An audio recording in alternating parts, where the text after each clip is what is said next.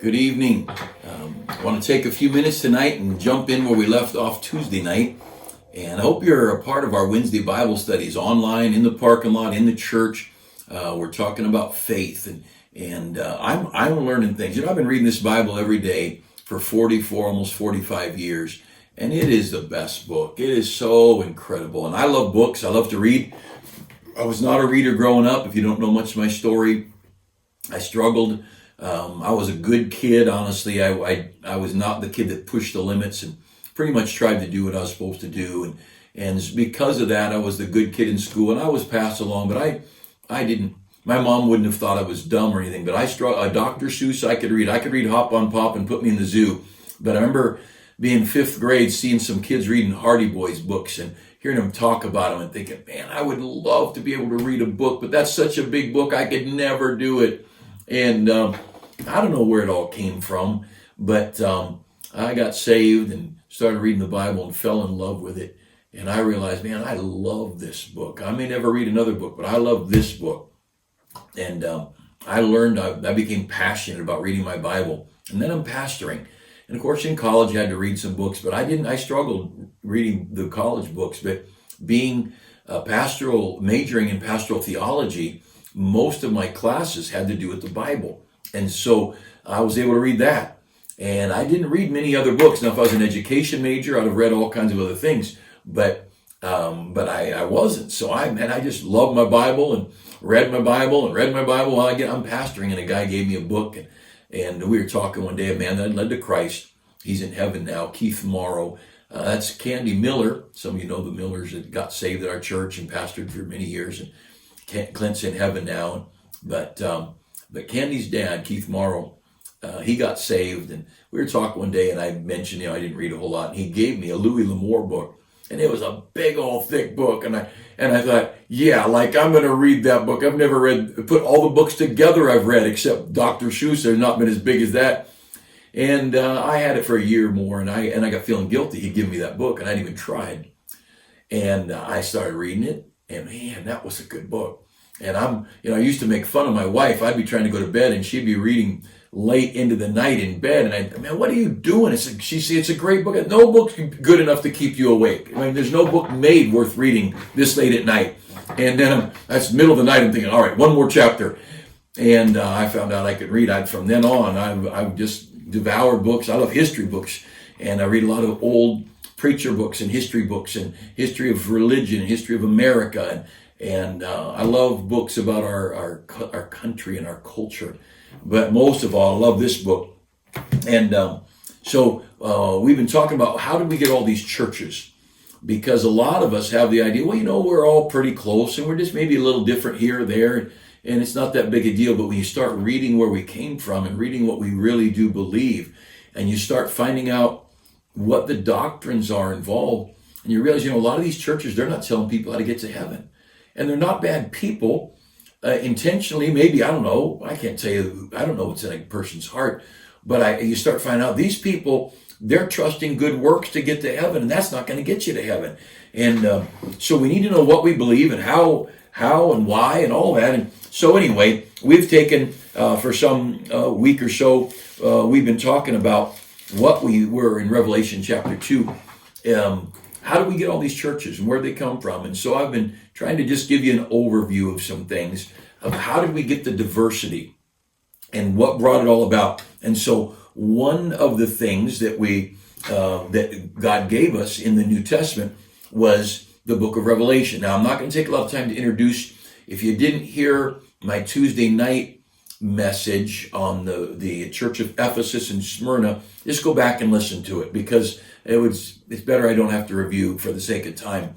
But each of these churches, and some people teach these churches as time periods, which religion in that time period, or the church of Christ, the Bible-believing church in this time period. Maybe not, but the truth is still there. For sure, these are different types of churches. Some believe this is the progression of a church. For instance, our church has been here, we're approaching 40 years. Unbelievable.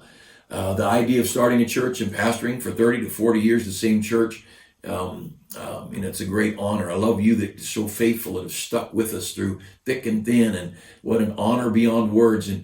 And I'm so thankful for you that have made this your church home, and I love you. I'm with you, and we're in this thing together in this old wicked world of ours, and let's be faithful friends and faithful servants of God as best He gives us grace. The church, not, it's the churches. Each of these churches. So back to where I was going. I'm getting sidetracked. These churches, an early church, the first few years of a church, there's a personality, there's an air, and there's some veteran Christians who are new to that church, but a lot of brand new converts, and it's a different animal. And then the church is simple, just a church and Sunday school and preaching and soul winning. And then the church develops, and there's ministries and children's ministries and adult ministries and adult Sunday schools. Now there's kids Sunday schools and a Christian school. And each era of the church does change. Some people believe these 7 churches are the eras that each church passes through or could pass through. But in any case, these are 7 churches, and they're going to teach us a lot. So we looked, and if you wanted to circle these words, you can find them in Revelation 2:1, to the angel of the church of Ephesus. So that's the first church, Ephesus. And we found out some things about Ephesus, and I'm not going to review. You go back and listen to, it's a 20-minute or so lesson Tuesday night to save time. You go back. If you didn't hear it, I think it wouldn't hurt if you wanted to go back, look again. In verse 8 of Revelation 2, Smyrna, that's the second church. And Smyrna, there were some things that church went through. Now, we're going to look at the third church. Look at verse 12. And to the angel of the church in Pergamos. So these are each towns, like Wildomar, Temecula, Escondido, Poway, whatever. So, to the angel of the church in Pergamos write, these things saith he, which hath the sharp sword with 2 edges. So in each of these letters, it introduces Jesus, and it introduces Jesus differently. And I don't have time to go into this, but it's pretty exciting. I'm not going to start, but I'll be teaching in the book of Revelation. Maybe I'll do that sometime in church. If you'd like to do that, we could. But let's go to the church, some information about the church. Verse 13. It's late in the day, and I've not had enough Dr. Pepper. I don't drink Dr. Pepper with sugar, and once I got older, I can't drink Dr. Pepper with caffeine. So now I have caffeine-free diet, which is really bubbly brown water. But it's got some chemicals that make it taste good. So anyway, verse 13 of chapter 2. I know thy works. Have you noticed that? Each of these churches, verse 2, he talks about works, and several times with Ephesus. In verse 9, he talks about the works Smyrna does. And now in verse 13, churches ought to be working churches. The church is not a spectator sport. Church is not a sit around, do nothing, and get good fancy talks from. Let the preacher motivate me to think better of myself, and let's have a seminar where I can walk out feeling good, and how to accept me and how to love me, and that's a bunch of nonsense. The church is a working place, and whether you're broken or bruised or wounded, you've been in prison, you've been tortured for your faith, whatever you've been through, let's go on and let's work for God. Our lives aren't our own. If you're saved, you're not your own. You're bought with a price. And I don't belong to myself. I belong to Christ. And the Romans 12 says to present your body a living sacrifice. So my life's not my own. And if God needs somebody to do something difficult, he might pick you. And if God needs somebody to steward a whole bunch of money, I hope he picks me. but we're God's, and God can do anything he wants to, but we're supposed to be working for God, all right? So, verse 13, I know that works. And where thou dwellest, now look at this, even where Satan's seat is, and thou holdest fast my name, and hast not denied my faith. Now, this church is in a place, it could be geographically, or it could be philosophically, and they're right close with satanic influences. I have a friend, and pastored, and I won't talk about it because some could be watching this, and I wouldn't want to ever embarrass anybody, and I don't think they would, but he told the story, a pastor friend of mine told the story, but his church was in an area where there's a witch's coven and a bunch of demonic things, and their church had burnings on it, and the church had been vandalized, and evil things, wicked things done to their church, and they were attacked. They literally started a church in a town with a lot of demonic stuff going on. Well, maybe that's what he's talking about here. A lot of attack. And yet he says, I know you live right there where there's so much evil and so much demonic things, right where Satan's seat is. I mean, that's where the big wig sits. But look at this in verse 13. Thou holdest fast my name. They've not given up their faith. They just held on to their faith. And look what next. And it's not denied, thou hast held fast my name and hast not denied my faith. They didn't give up their faith. They didn't walk out of church because things got hard. They didn't give up their faith because people were mean to them. They didn't quit going to church or quit reading their Bible. They didn't throw in the spiritual towel because of evil. And it's an evil world, folks, let me tell you. And I don't look down on anybody who does throw in the towel, because you can get hurt and beat up so much. It's like a soldier coming back. Years ago, they talk about him being shell-shocked and all different names for PTSD that we call it today. But World War II sent home a bunch of good young men who were never the same. You see enough blood, you see enough suffering, it affects you. And I've never seen that, and most of you have never seen it. But you see enough demonic activity, you feel enough hatred aimed at you. You feel enough anger and violence and lies. You feel what the president's been feeling. I'll tell you, he's dwelling where Satan dwells. I have no doubt there's some demonic forces going on in a big way in Washington, D.C. Pray for your president. It's a biblical command. But you notice, so they've kept their faith and they've not denied their faith. They've not walked away from their faith. Look down at verse 14.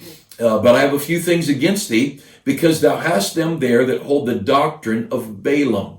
Now, I'm not going to talk about a lot of the doctrine of Balaam, except that we need to, because we're talking about the origin of churches. Why are we studying this? How do we get these churches? There are doctrines that creep into a church that are unbiblical doctrines or anti-biblical doctrines. They creep in. And someone says, well, how do those things get there? There's a devil. If you've been listening and watching my evening post, there is a devil, and he hates the Bible. He hates Jesus. He hates the church, and he hates you and I, who are the church. These buildings aren't the church. If we packed up all of us and went across town and rented a building, that would be the church. These are just a place we hang out, and they're good. I like them. I like air conditioning in the summer and heat in the winter. I like paved parking. I like the grass and the trees. But hey, the church is the people, and we're here to serve God. And so he says, I've got something against you, though, church. You've kept your faith, even though you've suffered a whole lot. But you know what? You let some wrong doctrines creep in. Now, he does name. So we want to understand, as we talk about, how do we get these churches? There's a devil out there who'll send flowery speakers and impressive people, and people will come join the church, or maybe someone on staff would want to be a part of the ministry, and maybe somebody would want to get involved, and they bring wrong doctrines with them. And so the churches get messed up. And what happens, I'll probably talk about it next week, is the church has got to split, because it's pretty hard to fix the church up. Once you get a bunch of corruption in the church, theological corruption, you may be able to get it back on track, but it's like a big ship. It's awful hard to get that thing back on track. And it's a difficult thing. And we'll talk about that next week. But this matter of wrong doctrine, church, you need to always be on guard. One of our men came to me one day, and in an adult ministry, not work with young people, but an adult ministry out in the community, he said, Pastor, one of our men, he said, he's preaching stuff you don't believe. And I said, really? And tell me what it is. And he explained some things, and wherever this guy got his doctrine, he didn't get it from our church, he didn't get it from our Bible, and he was off. And we don't hate the guy, but we just worked him out of any teaching and preaching ministry, because we don't want him influencing our church or anyone else in what we believe is an unscriptural manner. Church, we've got to keep our church right. It's our church. And he says to that church there in Pergamos, in verse 14, you have some people there that are holding some wrong doctrine. Now, look at the end of verse 14. To eat things sacrificed to idols and commit fornication. Idols, there's people coming in with moral problems, and there's people coming in with idols, statues, like many religions have statues. And look, you've got to get rid of this stuff. And verse 15, so hast thou also them that hold the doctrine of the Nicolaitans. Now, if you go back to verse 6, the church of Ephesus, they had some people. Remember, the Nicolaitan laity is the common man versus the clergy. And we don't believe in clergy and laity. We're all brothers. And we're all brothers and sisters in Christ. Nobody's better than anybody else. No one's holds anything over anyone else's head. And I've often said our church could vote me out anytime they want to. I'm here by their consent. I don't sign checks. I don't have a combination of the safe. I'm not in control of it. Our church's philosophy is they call a pastor that they trust, a man that they believe in, but it's the people's church. It's God's church, and we trust that God is moving in the hearts of the people. There's no board that rules everything. It's all of our church, and that's odd. People don't understand that. But the Nicolaitans were people who they thought they should be over the laity, and that the common man was unimportant, but they were big shots. Well, the church in Ephesus hated that doctrine.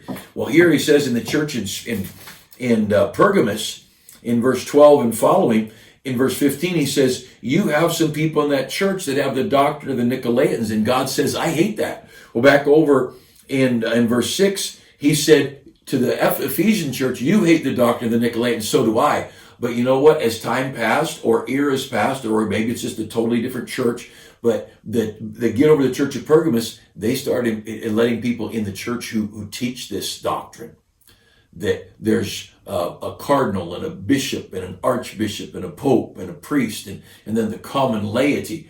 And he said, I don't like that. And so you can see how things creep into the churches. And so what happens is, if you can't get the church straightened out, then you got to go start a new church. And and I'll get to this next week, but the church is perpetuated or carried on through splits, not through unity. And I hope you heard my morning message, because my morning message, I talked about the unity of the Spirit, which is different than the world. Let's look at one more church. Verse 18, to the angel of the church in Thyatira, right? So now he's writing to another church, and he always introduces himself, who he's coming saying, I'm your coach, I'm your teacher, I'm going to chasten you, whatever. So look at verse 19. I know thy works. These are still working churches. These are good people. But good people can get wrong doctrine going, and good people can let wrong things slip into their church accidentally. They don't know it. It creeps in there, and you gotta get it out.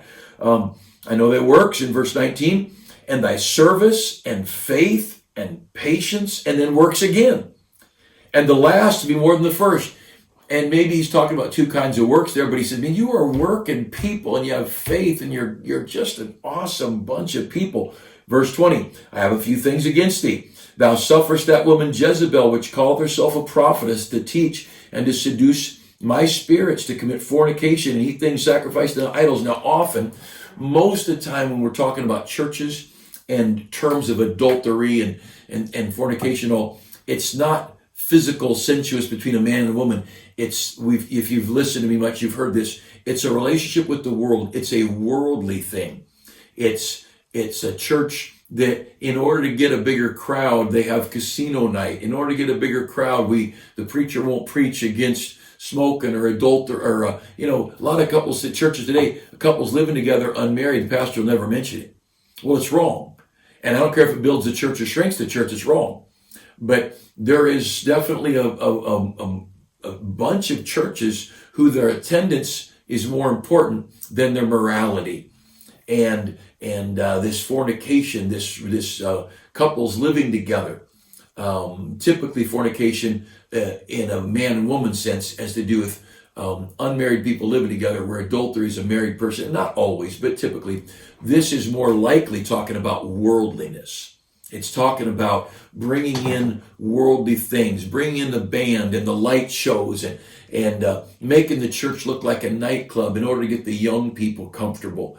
And it was a woman teacher who seduced the church to bring in these worldly things. Now, Paul wrote to Timothy, I suffer not a woman to usurp authority over a man or to teach a man. Women are not to be in positions of teaching over men. Well, right there, I'm going to offend some people, but it's the Bible. Like it or lump it. But But here in this church, the church of Thyatira, he said, you've let this Jezebel come in there, and she's starting to teach people, and she's bringing in some worldly styles and worldly dress, worldly relationships, and he says you can't have that. So we've got these. Excuse me, I've been talking too much all day long.